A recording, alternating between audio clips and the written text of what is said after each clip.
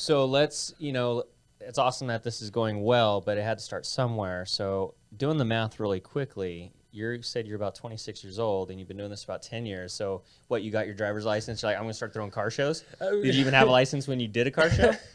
I guess in weird theory, but in late 2012, graduated from high school. So about 17 at the time, 18 almost, probably right around that range. I put it around December, but really it started out just collectively, just a bunch of friends meeting up, actually at a Starbucks off of Temecula Parkway. That'd be me. Keep going. At Starbucks off Temecula Parkway, just a bunch of us.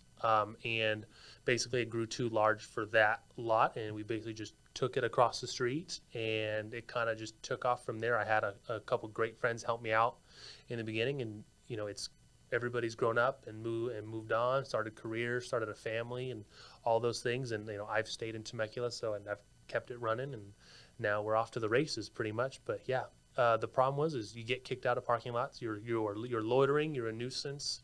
You're not welcomed here.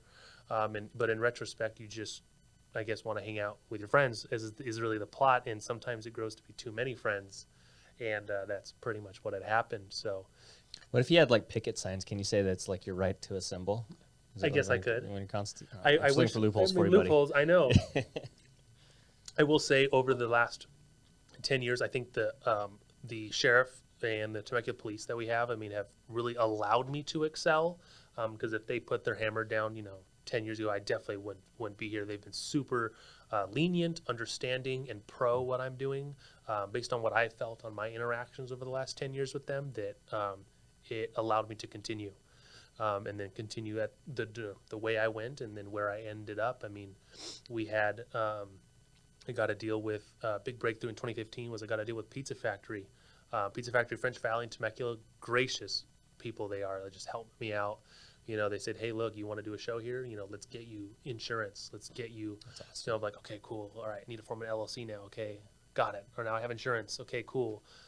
Getting invoices sent and dealing with all that, and them contributing money back to me for bringing them the people really help me orchestrate what I bring to the table, what I bring value.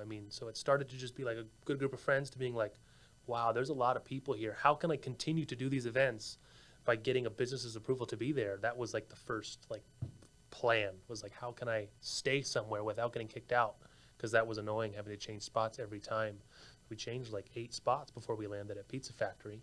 And So is that the consistent place now? Is Pizza Factory? No, but in 2015 it was. Nice. That was, that I wouldn't say had a falling out. We just grew too large for that parking lot, and it became more of a nuisance to others than actually Pizza Factory itself. So, time went by. I think we lasted there for a good year and a half or so, and we swapped between Temecula and the French Valley location, and it worked out great. And some people wish we went back to that day, and I'm sure, it was a lot less. I won't say corporate, but it was a lot less, just genuine, just like, hey, come hang out from 6 to 10 p.m. and bring your car.